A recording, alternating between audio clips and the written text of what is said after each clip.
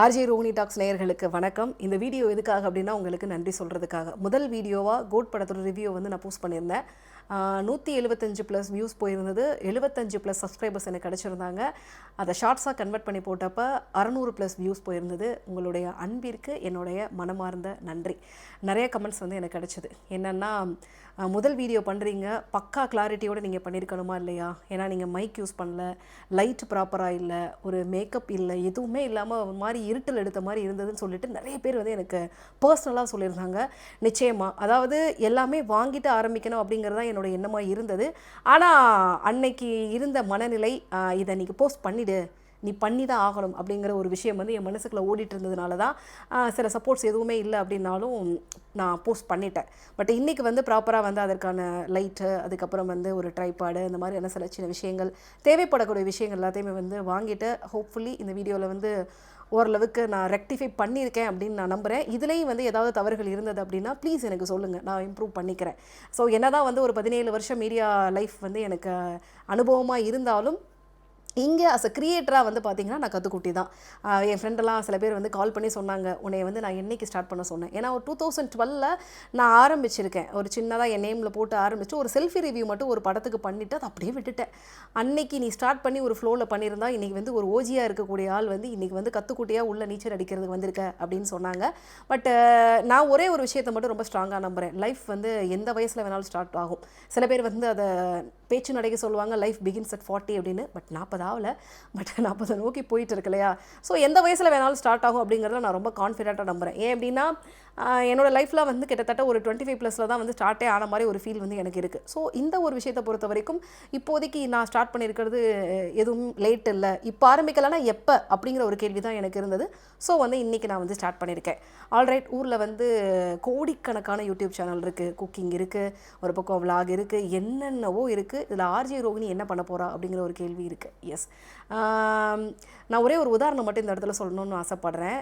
கிட்டத்தட்ட ஒரு நைட்டு 2 மணிலேருந்து 3 மணி வரைக்கும் நம்ம யூஸ் பண்ணக்கூடிய வந்து தளங்கள் மூலமாக, அதை உதாரணத்துக்கு ஒரு சோஷியல் மீடியா மூலமாகவோ ஒரு யூடியூப் மூலமாகவோ அந்த 2 மணிலேருந்து 3 மணி வரைக்கும் இருக்கக்கூடிய அந்த நேரத்தில் உலகத்தில் மட்டும் ஒரு 10 லட்சம் பேர், இந்த உலகத்தில் 10 லட்சம் பேர் வந்து யாரோ ஒருத்தர் கார்பெட்டு அழுக்கா அப்படியே ரொம்ப கன்றாவியாக இருக்கக்கூடிய ஒரு கார்பெட்டை க்ளீன் பண்ணி அதை கழுவி எடுக்கிற மாதிரி ஒரு வீடியோ வந்து போஸ்ட் பண்ணியிருக்காங்களா? அந்த வீடியோவை பார்த்துட்ருக்காங்களா? 10 லட்சம் பேர் அந்த நேரத்தில் தூங்காமல் யாரோ ஒருத்தர் அவருடைய கார்பெட்டை வந்து கழுவி வந்து க்ளீன் பண்ணுற வீடியோவை வந்து போட்டிருக்கிறத அந்த நேரத்தில் பார்க்குறதுக்கான அவசியம் என்ன அப்படின்னு யோசிச்சு பார்த்தீங்கன்னா, இன்றைக்கி நமக்கு சுற்றி நடக்கக்கூடிய பல நிர்பந்தங்கள் வந்து இருக்குது. ஏன் அப்படின்னா, தூக்கம் வரலை, மனசில் 1008 எண்ணம், நம்மளை சுற்றி அவ்வளோ பிரச்சனை, ஆஃபீஸில் பிரச்சனை, லைஃப்பில் பிரச்சனை, ஃப்ரெண்ட்ஸு கூட பிரச்சனை, இவ்வளோ விஷயங்கள் போயிட்டுருக்கு. பட் இது எல்லாத்தையும் தாண்டி ஏதோ ஒரு என்டர்டெயின்மெண்ட் அப்படிங்கிற ஒரு விஷயம் தான் வந்து பார்த்திங்கன்னா நம்மளை வந்து ஏதோ ஒரு வகையில் வந்து கட்டி போட்டிருக்கு அப்படின்னு சொல்லணும். ஸோ எஃப்எம் ரேடியோ மூலமாக நான் மக்களுக்கு வந்து நிறைய விஷயங்கள் வந்து என்னுடைய வாய்ஸ் மூலமாக என்ன கொடுக்கணும் அப்படிங்கிறத வந்து ஒரு 8-9 வருஷம் அதை நான் வந்து பண்ணேன். அதற்கு அடுத்த கட்டமாக தான் இன்றைக்கி வந்து இந்த விஷுவலாக இன்றைக்கி வந்து யூடியூப் மூலமாக உங்களை வந்து நேரடியாக வந்து ஒரு கிரியேட்டராக வந்து மீட் பண்ண வந்திருக்கேன். இதில் மற்றவர்களிலிருந்து வித்தியாசப்பட்டு என் தரப்பில் இருந்து நல்ல விஷயங்கள் மட்டும்தான் வரும். வெறும் சப்ஸ்கிரிப்ஷனுக்காகவோ சப்ஸ்கிரைபர்ஸை ஏற்றணுங்கிறதுக்காகவோ வியூஸை அதிகப்படுத்தணுங்கிறதுக்காகவோ தரம் தாழ்ந்த எந்த ஒரு செயல்களில் ஈடுபட மாட்டா இந்த ரோஹினி. என்னிடம் இருந்து பேசக்கூடிய அத்தனை விஷயங்களும் நல்ல விஷயங்கள் பேசப்படும். இது வந்து அந்த சமூகத்திற்கு வந்து நிச்சயமாக ஏதோ ஒரு வகையில் பயன்படும் அப்படிங்கிற ஒரு விஷயத்தை மட்டும் இந்த இடத்துல நான் உறுதியாக சொல்லிக்கிறேன். இந்த இடத்துல எனக்கு வந்து இன்னொரு கமெண்ட்டை வந்து கெஸ் பண்ண முடியுது, எப்படி முன்னேறுவ அப்படிங்கிற மாதிரி. அதுக்கும் வேல்யூ இருக்குதுங்க. ஏன்னா உலகமே ஒரு பக்கம் வந்து போய்கிட்டே இருந்தாலும் ஒரு கட்டத்தில் வந்து ஒரு இடத்துல ஜெல் ஆகி செட் ஆகி தான் வரும் அப்படிங்கிற ஒரு நம்பிக்கை வந்து எனக்கு இருக்குது. அதனால் நிச்சயமாக நான் போகிற இந்த வழியும் வந்து எனக்கு ஏதோ ஒரு வகையில் வந்து நிச்சயமாக வந்து நல்லதை செஞ்சு கொடுக்கும் அப்படிங்கிற ஒரு நம்பிக்கை எனக்கு இருக்குது. ஸோ நான் இதை பண்ண போகிறேன், அதை பண்ண போகிறேன் அப்படிங்கிறத வந்து வெறும் வாயிலே வடைச்சுட்டு உங்களுக்கு சொல்கிறத விட அடுத்தடுத்து நான் போடக்கூடிய வீடியோக்கள் மத்தியில் மூலமாக நான் உங்களுக்கு வந்து நிறைய நல்ல விஷயங்களை கொடுப்பேன் அப்படிங்கிறத மட்டும் இந்த இடத்துல நான் சொல்லிக்கிறேன். ஸோ நிச்சயமாக வந்து ஒரு 17 வருஷம் இந்த மீடியாவில் இருந்துட்டு இப்போ நான் ஸ்டார்ட் பண்ணியிருக்கிறது ரொம்ப ரொம்ப லேட்டு தான் எனக்கு தெரியும்.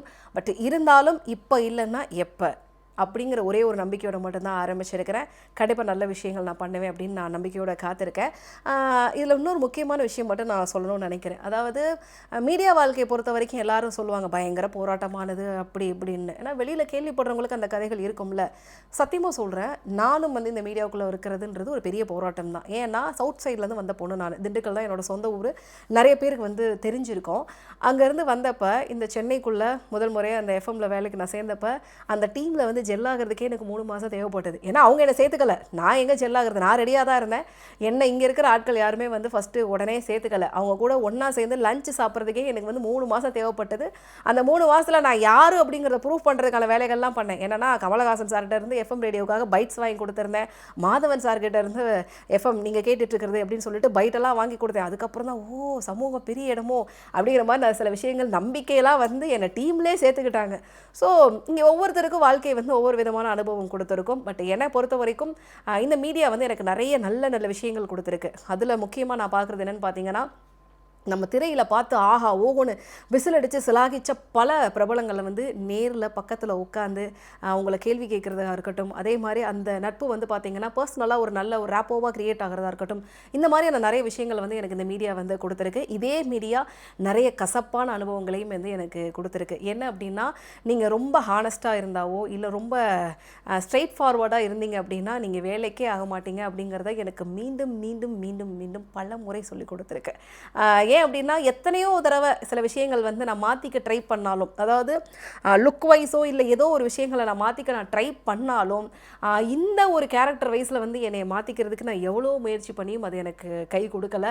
அந்த முகத்துக்கு நேராக சில விஷயங்கள் ஆமாம் இது இப்படி தான், இது தப்பு தான், இது வந்து இப்படி தான் இருந்திருக்கணும் அப்படின்னு சொல்கிறதா இருக்கட்டும், அதே மாதிரி நம்மளை வந்து விசுவாசிகளாக இருக்கணும் அப்படிங்கிற மாதிரி நம்ம நினைக்கக்கூடிய அந்த ஹானஸ்டியும் வந்து பார்த்திங்கன்னா என்னால் கைவிடவே முடியலை. அந்த ஒரு விஷயம் எனக்கு சில இடங்களில் பாசிட்டிவாக அமைஞ்சிருக்கு, பல இடங்கள் எனக்கு அது நெகட்டிவாகவும் அமைஞ்சிருக்கு.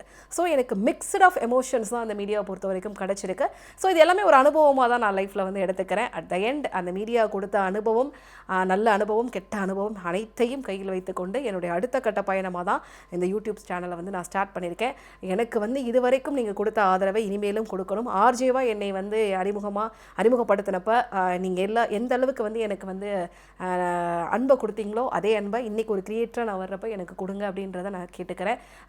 மறக்காமல் சேனலில் லைக் பண்ணுங்கள், ஷேர் பண்ணுங்கள், சப்ஸ்கிரைப் பண்ணுங்கள், அப்புறம் நல்ல விஷயங்களை கமெண்ட் பண்ணுங்கள்.